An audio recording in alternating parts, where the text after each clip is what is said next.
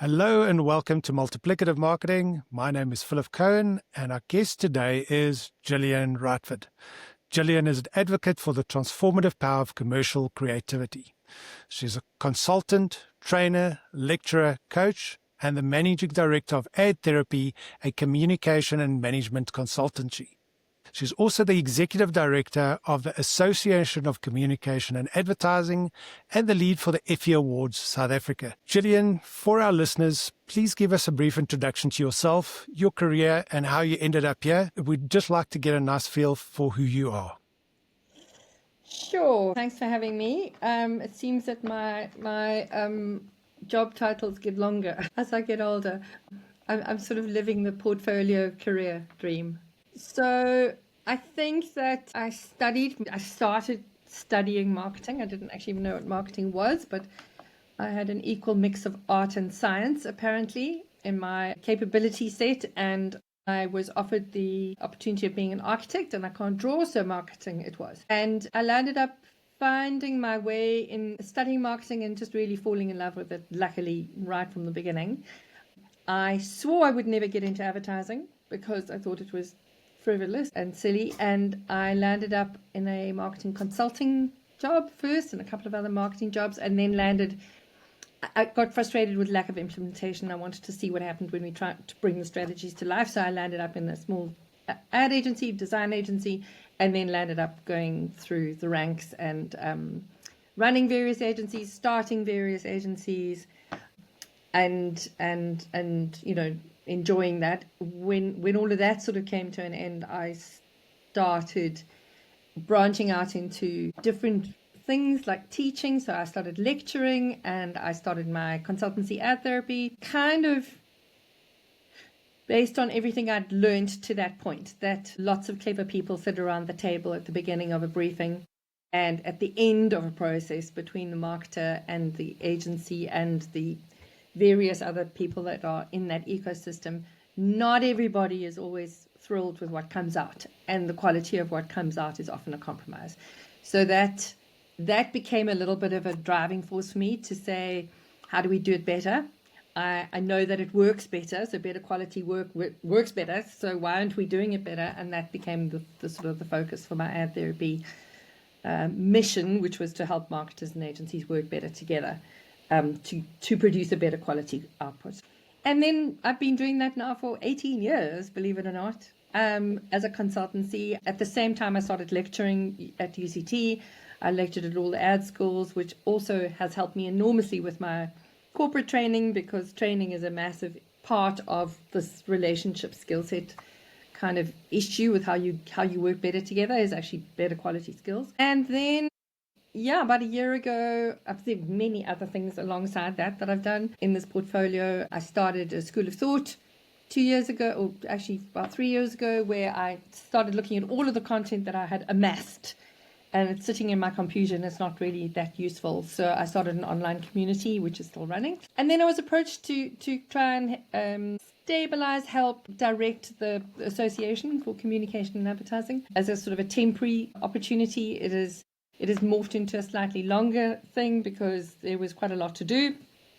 And we run the Effie Awards as well. So I'm on board there for another 2 years. And that's amazing because it kind of pulls together all the bits. Pulls together the agencies, working with marketing and MASA and all of the client bodies. And a big component of it is education. So it feels like it's kind of it's sort of closing the loop in a way, and taking advantage of all the experience I've had in my multiplicity of roles, which I'm good at because I'm a Gemini. So I think that I'm able to say, I do this and I also do that and I do that and I do the next thing. But it all does hang together in theory. Yeah, that's absolutely brilliant. Thank you. Let's just touch on what is strategic thinking and why do marketers need to do more of it? There's a wonderful book called Good Strategy, Bad Strategy. He says two things. He says, well, firstly, strategy is a choice. It is a series of choices. But that strategy is not an ambition or a wish list. It's also not always just a plan. It's kind of, you've got to make choices. And I think the reason a lot of marketing and then brand, and then communication strategy falls short is people aren't making the hard choices up front. They aren't making choices up front. They're going, let's just do all of it. And we've got these 12 objectives. And then we've got money. The investment doesn't always support the delivery either. So for me, the biggest single thing about strategy is getting your objective right in the first place. And then obviously supporting it with everything else that goes on. But that for me, in strategic thinking, and then it flows through into briefs, is probably the biggest challenge. And then a key question, why must marketing strategy always precede tactics and never the other way around? It's an interesting thing because you have top-down strategy, which is obviously your, start at the top, your objective, you filter down. And then you have bottom-up strategy, which can be driven by tactics. And I think that it's not an always answer. I think that sometimes strategy can be driven by tactics, and sometimes, in fact, a tactic can become the strategy. So it was interesting at Cannes this year. One of the big themes that I took out from some of the talks that I went to was small can be big. So it doesn't always have to be this big overarching idea and then we trickle down. That's my preferred way of doing it. But if you look at some things like, I think Red Bull is the classic example of, a tactic that actually evolved into the strategy. The challenge with it is that, and I find this a lot with entrepreneurs and a lot with startups, is when the tactics are in absence of any sort of strategy and are used to replace it. And what I mean by that is I find often, for example, when I work with startups or entrepreneurs, they're more interested in the social media plan. Well, what is our social media plan? And not that interested in actually what are we saying? What problem are we solving? So they're running before they can walk. And that's when it's a problem. You can use tactics to drive strategy, but you shouldn't use sort of implementation of nothing, basically, to serve a strategy. And that leads us nicely onto our next question. What are the key elements of a good strategy? Where do you start and finish with strategy? And the reason I ask that is I don't think everybody is always clear on what strategy is and what it isn't. And as you rightly pointed out earlier, some people think strategy is a plan. There's a difference. Yeah. And, my very simple thing is it's where are we now?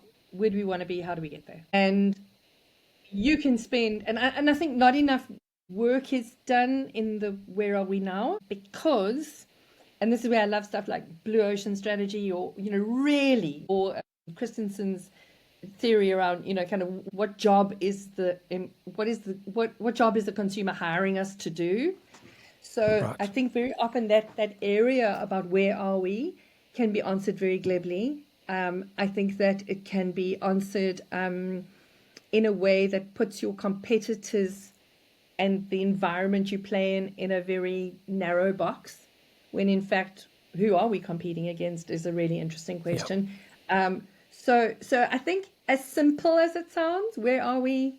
Where do we want to go? How do we get there? Those beginning bits aren't always simple. And actually, if you answer those ones really well, then you unlock a much more interesting, where do we want to go and how do we get there? And then part of the how do we get there is, do we have the capabilities? What sort of budget do we have? How are we actually going to do this? Because a big part of strategy, I mean, I can't remember who said it, but 90% of strategy is thinking and 90% is implementation. It's kind of like, if you don't actually make it happen, then it's worthless. And if you can't make it happen because the investment is just too high or the barriers to entry are too high or too whatever, it's got to have a realistic chance of success. So that's why, it's not a wish list, a strategy. It has to have a realistic chance of success. And then the big part of it is, how are we going to measure this? And that leads us into a number of questions. One is the idea of metrics, which metrics work, etc. But the other one is the timeline of metrics, because we can say we want to measure this. We want to have 25,000 new customers by the end of December. It might not be realistic And in fact, in terms of our customers' buying patterns and things like that, we might only get those 25,000 customers in 5 years. Does that mean it was a failure? I don't know. But yeah, I would say it needs to have those that component of kind of deep analysis up front. And when I say deep, I mean actually looking outside of your immediate circumstances, having a goal where you want to get to, and being very clear on how you're going to support it, and then what does success look like? How are you going to measure it? Brilliant. Thanks, Gillian. I actually want to use a quote here just to highlight the point that you made, and it's from a book called Capitec Stalking Giants by T.J. Stradom, and I love this quote. And it basically refers to, there is an idea that marketing strategy should be determined by the market, exactly to your point, that the bank strategy, in this particular case, Capitec, the bank strategy by the marketing strategy. In short, we took the bank to the customer, not the other way around. And I know from a podcast that Harry Ferry did, he basically said that in the beginning, to your point, they spent 9 months. It's really simple. You mentioned the 3 points, but it's not easy. It takes a long time to actually understand your customer, what you're going to do, spending that time to think. And we don't all have the luxury of 9 months, but that's what Cappy did. And they've used that strategy all the way through to be successful and be where they are at the moment. I mean, a lot of businesses will say they're customer-centric, but they're really not. So, the flip side of that is that sometimes customers or consumers can't actually tell you what they don't have because they don't have it, or they don't always have the answers. But if the other framework I quite like is design thinking, and the idea of, really doing that consumer understanding work, looking for insights, looking for problems that aren't solved, and then prototyping things, and then going back and seeing what works. I remember many years ago, I used to run a lot of Unilever accounts, and I also used to run a lot of Procter & Gamble accounts, not at the same time, because they would have been fired, but at different times. And it was just interesting for me to see how differently they worked. And Unilever at that time, their innovation funnel was about 7 years, which is completely ridiculous. But also it would take them 268 days from brief to getting something out in our agency, because it involved so much research. What Procter would do is have the idea for innovation, say, for example, or for an ad, take it to market. If it works in the market, happy days. If it doesn't, dump it. So the one was very cautious and slow, and the other one was innovative and fast. And guess which one won? I mean, Procter totally won that race. So the thing is that the time that you spend talking to consumers is one thing. What do you do with that information is the other. And I think Capitec's done that brilliantly, obviously. Brilliant. Thank you. Now, just a question. What is the difference between a business goal and a marketing objective?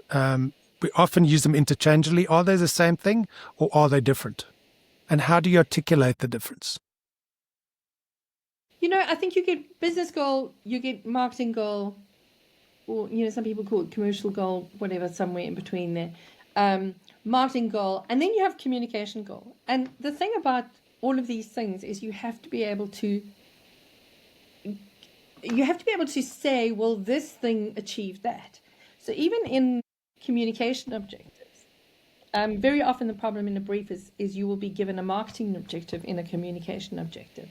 But a marketing objective is far broader. The brand is going to be doing lots and lots of different things. And some of them are going to be in trade, and some of them are going to be a new packaging design, and some of them are going to be a pricing thing, and some of them are whatever. Your ad campaign or your social media campaign is not necessarily going to be able to answer that marketing objective because it's too broad. And the same with the business objective. The marketing objective is one way that the business is going to fulfill its objectives, but there are many, many other things that are also going to build to that. So I think it's just about accountability and about, I'm not a fan of attribution, but of being able to say that thing was a success. You can only say it was a success if what you're measuring against it against is actually measurable for that thing. So it's just about the breadth of them, and that the business objective will have many other things that will deliver that business objective. Some of it might be a hiring principle. It might be, who knows, it might be about infrastructural development and has nothing to do with marketing. So they're all, it's all part of a jigsaw. So you've got to figure out which part of the jigsaw you're actually working with, and then what part is measurable in each of those parts of the jigsaw.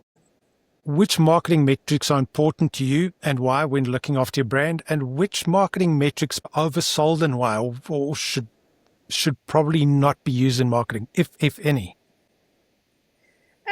The thing about Effie, which is really interesting, and I believe this, anyway, is that the objective can be the measurement criteria that you set. The typical ones are obviously sales or lead generation or whatever. But I mean, some of the cases that we see and some of the successful campaigns around the world are not necessarily, they've got nothing to do with generating leads or sales, but they've got to do with reducing train deaths, for example, if I look at the Dumb Ways to Die campaign. So your objective does not have to be financially related. Obviously, in a business, you want to have those goals, but it could be an increase in an improvement in brand perception. It really depends on the way you are the measurement. The reason I don't like this last touch attribution nonsense because it's complete nonsense. You cannot attribute somebody going onto an e-commerce site and buying something and going, well, that's because of the last touch. It's nonsense. So I think we all know that now. That's fine. But equally, I think we've been sold a kind of a dummy on vanity metrics. On Facebook likes and shares and all of this kind of stuff. And with the proliferation of fraud and just very, very weak media buying, you've got people going, we got 1.2 million likes. Who's liking it? The bot farm in somewhere in Asia. It's not real, and those bots are not going to buy your baked beans. So I'm very anti all of those things. I just think if they're real, fantastic. So if you get something that goes viral and it's brilliant and those are genuine engagements, and then they work and they do work for your brand, absolutely brilliant. But to build metrics around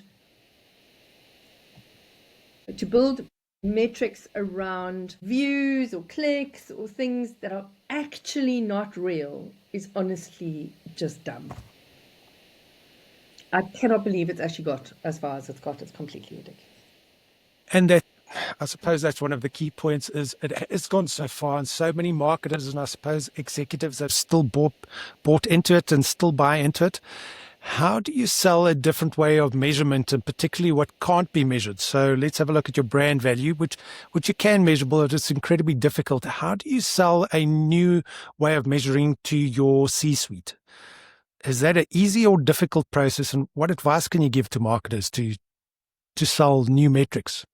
I think it's an ongoing conversation. There were some very interesting talks planned this year about it, and there are a number of things. Firstly, it's about aligning terminology with the C-suite, and it's about getting the C-suite's buy-in to the role of marketing in driving the business. That the C-suite still hasn't figured this out and seems to think that there's some, I don't know, that there's some disconnect. I don't understand why. But I think there is a misalignment around language, and there is a misalignment around leads and timing and short-termism and whatever. So things like, research like the long and the short of it has kind of helped people realize that there are things that we do for long term, and then there are things that we do for short term, and if we don't do the long term things, it messes up the short term things.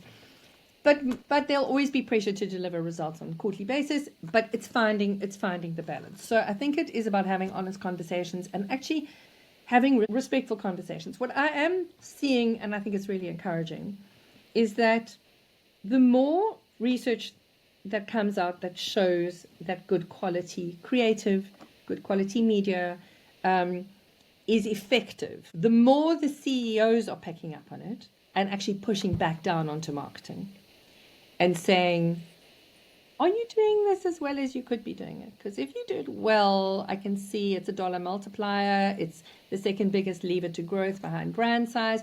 Are we actually doing this as well as we could be? And those are the questions I'm getting as a consultant to say, help us do this, because we're actually not very good at it. We're okay, but we're not that great. And it's now the pressure's coming from the CEO. So the spotlight is on, but I just wanted to mention one other thing that I saw at Cannes this year, which was to talk about, so there's an idea of reframing risk, and to actually, often what marketing does is seen as risky. And there's an idea that we've actually got to discuss it in the way that business understands risk, so that there's risk and return, but also that I think what a lot of the problem with these metrics is they're very specifically channel related. So how did Facebook drive, whatever, how did LinkedIn grow? And I saw a presentation which was framing, I mean, it's not rocket science, but it's just actually an interesting way of framing it as a portfolio of assets in a way, that all of these things are achieving different things at different rates and they're building to a whole. That's actually what we need to talk about. So it's about having those conversations in a common language, I think, and really getting buy-in. It's really interesting that you're seeing this coming through from the CEOs and not from the marketers. It's interesting where that's driving, but I suppose that's a good thing. And the other point that you mentioned, and I know with regard to a lot of people talk about digital first and mobile first. That's not the language of marketing. It's about the customer first, is what we said earlier. And it's a question of wherever the customer is, that's where you need to be. You decide on the channel afterwards, not say we need to be on Facebook and then try and retrofit it to the customer. Yeah. So a next point then, a nice segue, is creativity is one of the biggest effectiveness levers that you can pull as a marketer. Mm-hmm. But great creative doesn't just arise out of thin air. What is your advice to marketers to get good creative from your agency, and what do they need to put in place to get the best out? I think they need to know what good looks like to start off with, and to have an understanding of what goes, the criteria that makes something good. And you know, I've got like a few little tools that I help marketers with, like a little evaluation framework, like does it do these things, and practice and build an arsenal, watch, learn, read, and kind of get a sense of, I know what I'm looking for. I think a lot of the time they don't know what they're looking for, and when it's standing in front of them, it feels a little scary. But if they've built up their case studies and they've watched and they've read and they've learned and they've done all these kind of things, it's not scary. It's what it is. That's what it is. Here are my 5 points. It satisfies all of them. Happy days. Let's go with it. But I had a client many years ago who said to me, asked me how many creative ideas I would evaluate in a year. And I said, probably about hundreds, thousands, I don't know. And he said, why? And I said, well, because I'm evaluating every brief we're getting in the agency. We're probably looking at 40, 50 ideas, right? Dumping which one's good, which one's good. I'm looking at every billboard that I'm seeing on my way home. I'm looking at everything on my phone. I'm looking at case studies. I'm looking at my competitors. It's my world. And he said to me, well, I probably evaluate about 3 a year, and they're the 3 you put in front of me. And he said, I feel hopelessly unqualified to give you an opinion on this. And if that's the case, and he was a great client, then trust your agency, because that's what they do. That is literally their skill set. They're bringing you the best thing that they think will answer this need. If you don't feel that you're comfortable, able to have a view on that, then go, great, go off and do it and see if it works, and build your portfolio of successes. It's not that easy, but it's also not that hard. I think that we've overcomplicated it with probably too much research. I think some of the creative research that's coming out now from people like System 1 is very good. But to put a bunch of people in a room, a focus group, and ask them what they think of this ad, it's just a kiss of death. So what do they need to do? Believe, firstly, really, truly, honestly believe that creativity is a driver for growth. Understand what creativity looks like in your category, in other categories, in different channels, and then have a framework of evaluation that helps you take it outside of your own feeling, your own personal feelings of whether you like it or not, to decide whether it's good. Excellent. Thank you. Now, you're a customer or a client and you have got great creative, and then another problem arises because as marketers and agencies, both sides, we get bored. And it's 6 months or 12 months later, we change for the sake of change, not effectiveness. What are your thoughts in terms of that, and how do we get marketers to believe in their creativity and stick with it longer? Yeah, there's been a lot of recent work that's come out about, the effectiveness of consistency. And another interesting talk I went to was, I think it was Dr. Grace Kite, and she was talking about consistency doesn't mean the same thing all the time. Means there are some threads of similarity, but I think the mistake that sometimes we make is to be too rigid with consistency, and then it becomes boring.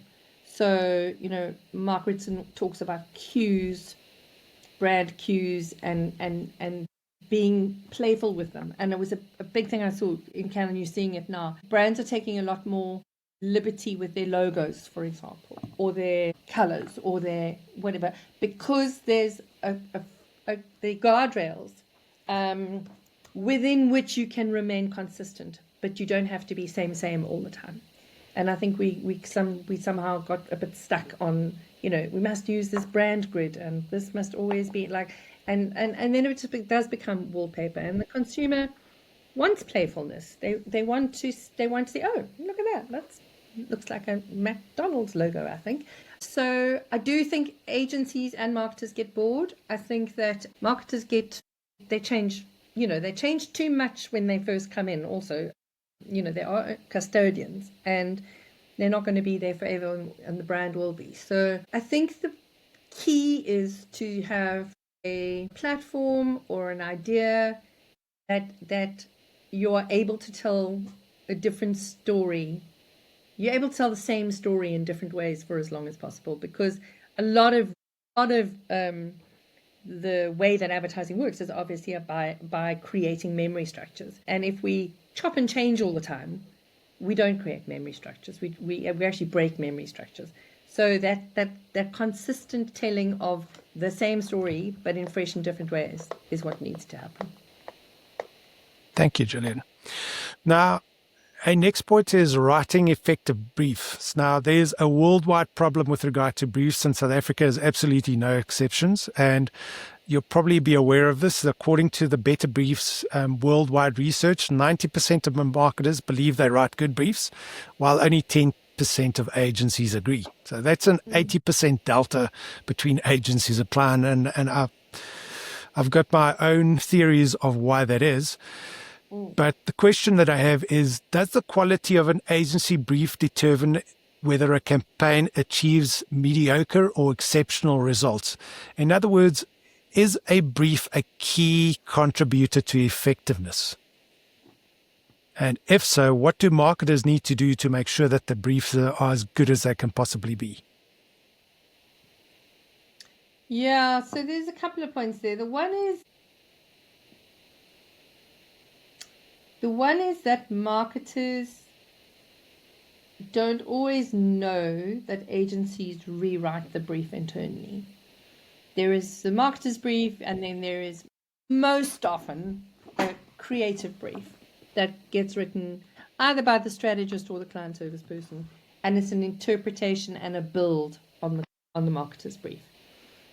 Very often when I do my training, when I do sessions with clients, they don't know that's happening. So they think they've handed over the brief and everyone's hands on deck and started working. That does not happen. So there is an interpretation phase between the one brief and the work beginning. And the biggest problem is that brief is not surfaced back to the client before the work starts. So in my training, I always say to people, get that brief signed off.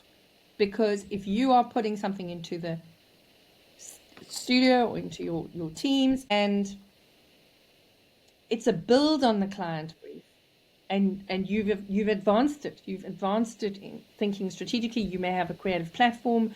You have based on an insight. If you haven't shared that with your client, you may be completely going off on a wrong tangent.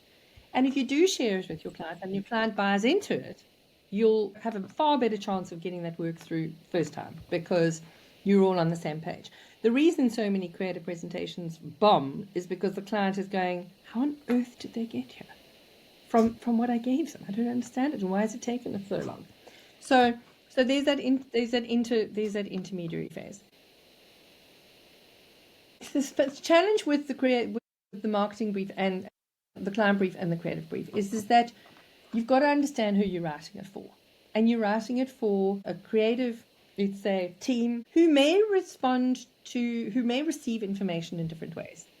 And I think it was John Hegarty defined a brief as an ad for an ad. You're trying to persuade the receivers to get excited and to understand and to be inspired. And this is fertile grounds for them to go and do something. So who are those people and who are you writing for? And that's the biggest disconnect, that marketers are writing a brief to get signed off by their boss, and they're not actually writing it for the recipients. So it's not written in a language that is inspiring. It's got 25 pages of market research in it. It's got 12 objectives. It's got terminology that your average creative director has absolutely no interest in understanding or knowing. So what is it that they need to know? And there's some lovely, I know the three things that I use: clarity, what needs to be done; brevity, keep it brief; and fertility, provide something of interest that a creative team can go, that is interesting. Or your strategist can go, I think I can think of a way of solving this problem that's actually not creative. It's a different solve. So I think it's about understanding your audience actually, and then really keeping it simple. So one of the frameworks that I do like is the get to buy framework. Get people, and you describe the people to do what do you want them to do as a result of seeing the communication by telling them what.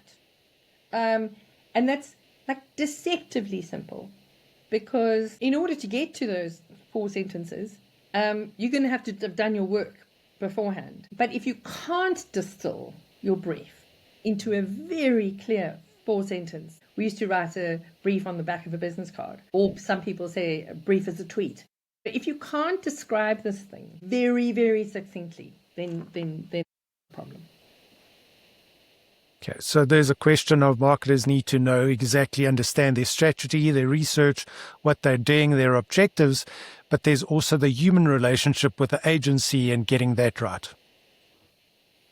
Yeah. A next question for you is, you're quoted on your website talks about better skills, better relationships, and better results. How do better skills and better relationships translate into better results?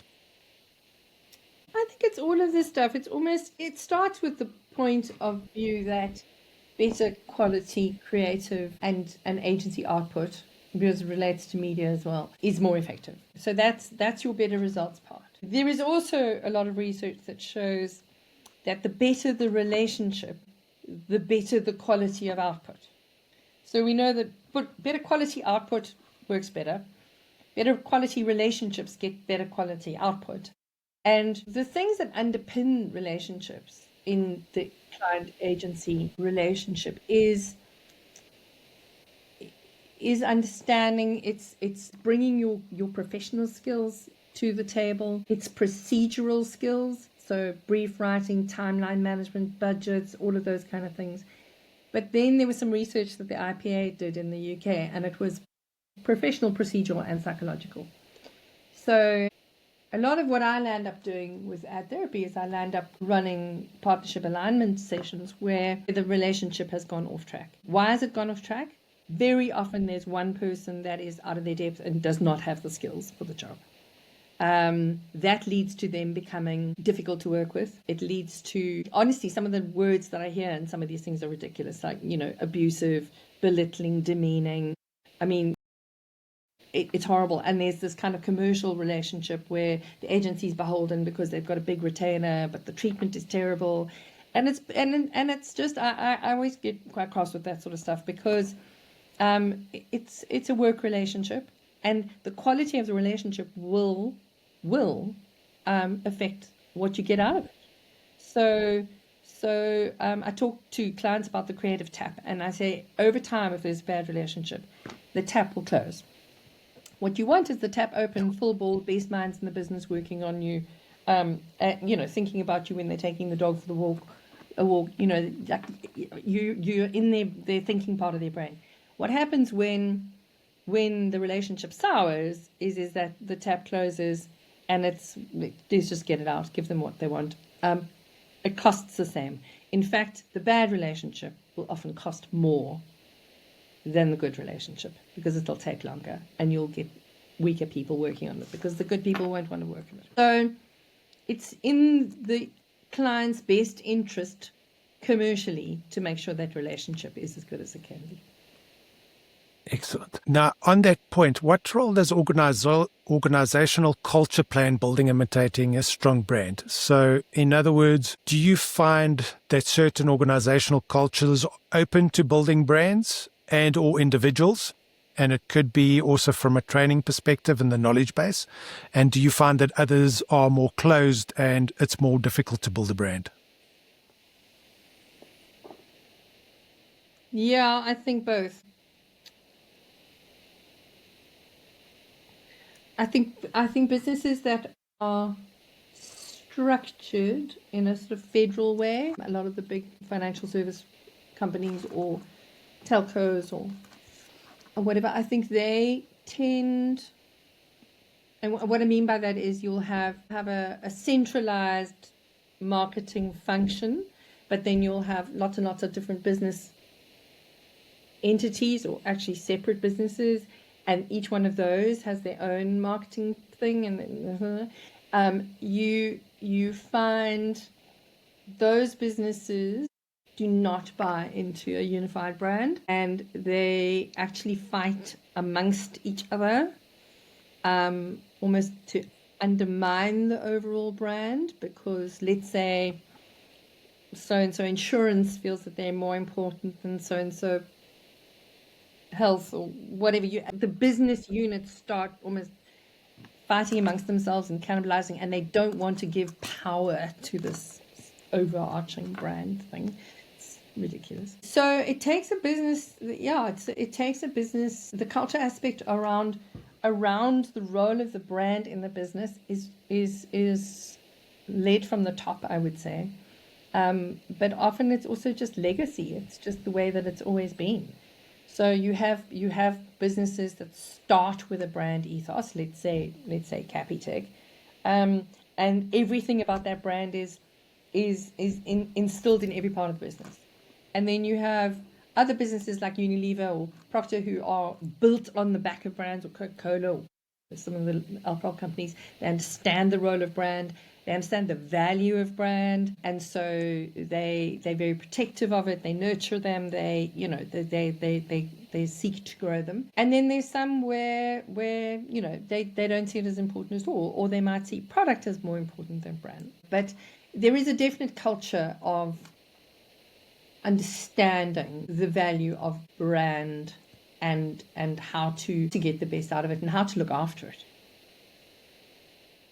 Absolutely. I think Mark Ritson is known to have said that if the culture doesn't work from a marketing perspective, perhaps you should be looking for a new job, because you can be fighting that for years and not getting through that. So then I just wanted to ask, you can't fight against the system. Sometimes you can't beat it. So for viewers watching, what is your number one piece of marketing or brand advice?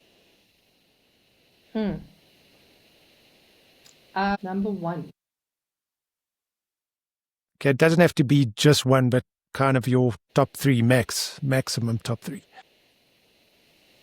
Don't believe your own PR. I think that my number one piece of marketing advice would be to get out from behind your desk and actually experience your brand, product, service offering in the real world. I think we sit behind our briefs and our plans and our, our perfectly ordered views of the world, and we don't get out enough. We just don't get enough. We don't get out enough. Agencies don't go to factory tours. They don't go and spend time with retailers. They just not. And I think this is probably the scourge of the hourly rate. The hourly rate doesn't allow for that kind of stuff. It's become very transactional. And hopefully I went to a webinar last week with Tim Williams, and he says a new AI, with AI and the evolving agency model, the hourly rate is dead. I do hope he's right. Because I don't think we're doing enough of the kind of really on the ground understanding what's happening in our consumers' lives and the role the brand can play and what's missing and what else can we do. So I would say, get out more would be my advice. and obviously stay curious. The number one piece of advice always for marketing is stay curious, because there's always something to learn. There's always something new. And then to know enough about it to go, well, do I chase this trend, or do I not chase this trend? Or, I need to learn about it for sure. But do we run after this shiny thing? Don't abandon the fundamentals for the shiny things, but also keep up with the shiny things. I absolutely agree. I think sound advice, getting out behind your desk and really getting to your customer. I suppose we as marketers we get very busy, or what that is at least is an excuse. So we're just going from project to project, and we don't get out. So that's definitely something to have a look at. I mean, I'll tell you an example that I just loved when I heard it. I do I don't work with them, but I'm closely affiliated with the UCT Liberty Strategic Institute, and I go to all of their talks, and they do some amazing research. And I remember it was a presentation on, I think it was the survivors, or I can't remember what exactly it was, but they had gone to interview a wholesaler in the Eastern Cape, and the owner of this wholesaler had a little incentive for his cashiers that if they could get their clients' shopping list off them, he would give them 50 rand. And I just thought it was just a genius piece of marketing and understanding your consumer, and then there was a photograph of it, and it said, Tastic rice. It said Oros juice, and then, margarine or whatever. So he knew by collecting his customers' shopping lists what brands they were not prepared to trade down on. And I mean, how valuable, what amazing piece of information. That's an absolutely incredible story. Sound advice for all marketers. And that's what little entrepreneurs do. There's this theory that if you run a shop, and particularly of a shop, and your customers that come in, those type of individuals, it's like having an MBA in real time, because you get to know your stock, you get to know your customers, and the value of that is incredible. And we forget about that. We just get caught up in all the other things that we do. Yeah. And very often, the companies I consult into, there's still that thing between marketing and sales. Marketing won't speak to sales about stuff. Sales won't speak to marketing about stuff. I mean, it's just like, guys, women, or whoever, let's just work together. That was one of my biggest frustrations in corporate, is that some people's intent is to get the business out there and to do the best for business. And then you have these silos where nobody wants to talk to each other. And how do you actually then promote the business? So that's absolutely true. And then that leads us to our next question. If you could wave a magic wand, what about South African marketing would you change, and why?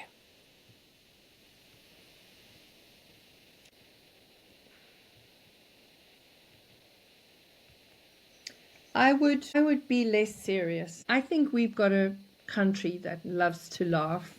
I think we have I think we have enormous challenges. We know what the challenges are. I was doing some work many years ago for a beer brand. We looked at some research done by CIA, the Consumer Insights Agency. And these young men were saying, for goodness sake, can you not come? Please, can you not come with the guy who has a hard time, and then he becomes successful, and then he gets the girl, and then he gets the watch, and then he has, the beer or the whiskey or the car. Can you not come? And these young men were just saying, it's tedious. Like, stop showing that to us like a mirror. Like, yes, we know that that's like a story, but that's not actually the full sum of our lives and dreams. It's so boring. And I think that we fall into these very stereotypical stories, and actually the consumer just wants a lot more entertainment, and they want to laugh, and they want to be playful, and it's kind of weird because it's very often the most serious is from the playful categories, and you're going, guys, you're a literal chip. Can you lighten up a bit? So that's what I would say, and I would say just actually less very predictable, stodgy storytelling and more fun. Yeah, absolutely. I totally agree with you. And one of the key things is, to your point, I think marketing is a form of entertainment. So if you want your marketing ignored, be too serious. You're competing with so many other brands out there and other forms of entertainment, and if you are less serious and you can have some humor, potentially you can break through. So a very important and valuable part of marketing. So then, just to conclude, just one or two final questions. What are your current favorite South African brands and why?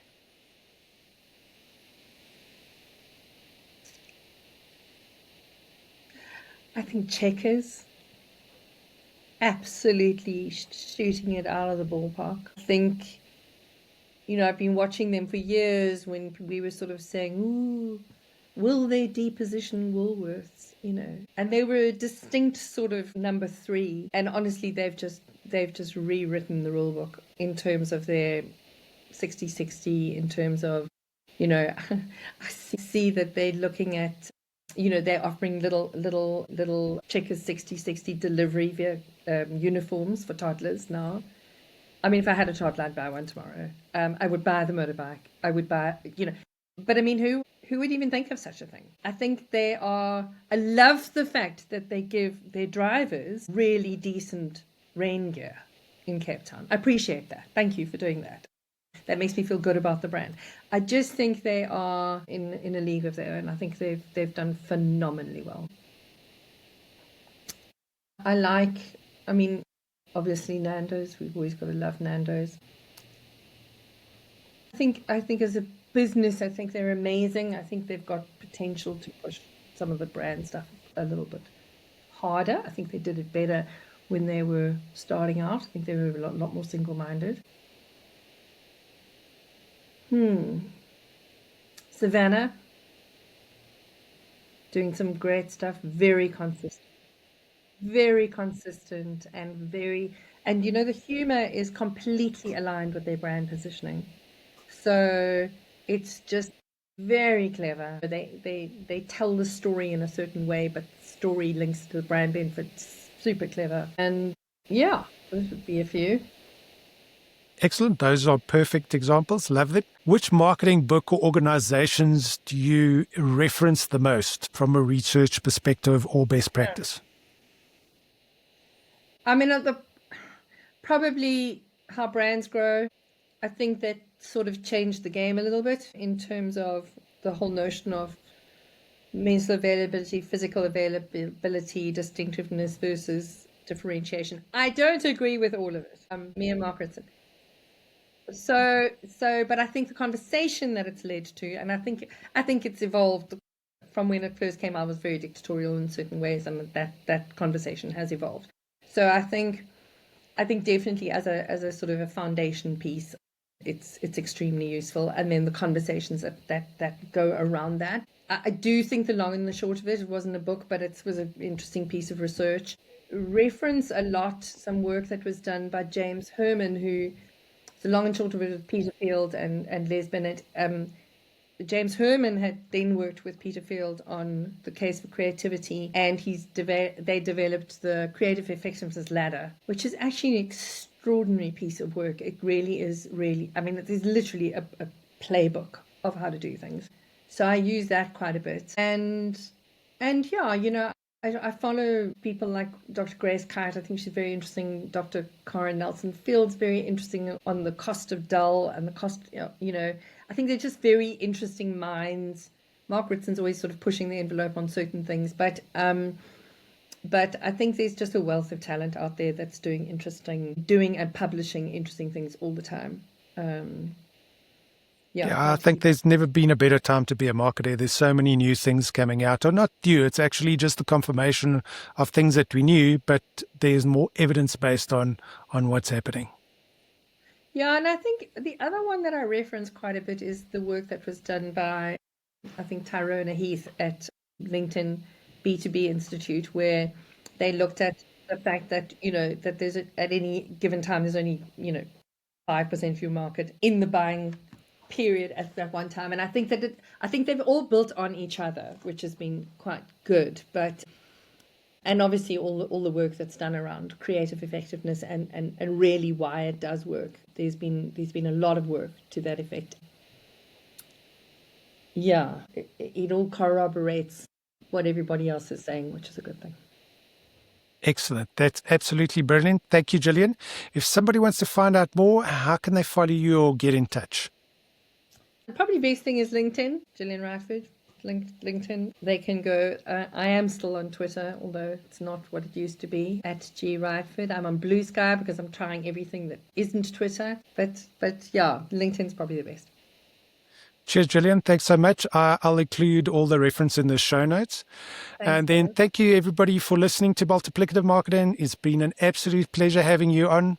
To wrap up, if you have requests, I have one request for you. Please send me a direct message on LinkedIn and let me know who you think I should have on this show next. Please leave a review for this podcast. It really does help. And please hit the like and subscribe button and share with everybody you know. And then that's it. Share it far and wide. Until next time, keep learning, keep growing. Thank you very much. Thanks, Gillian. Thanks so much for your time. I really appreciate it.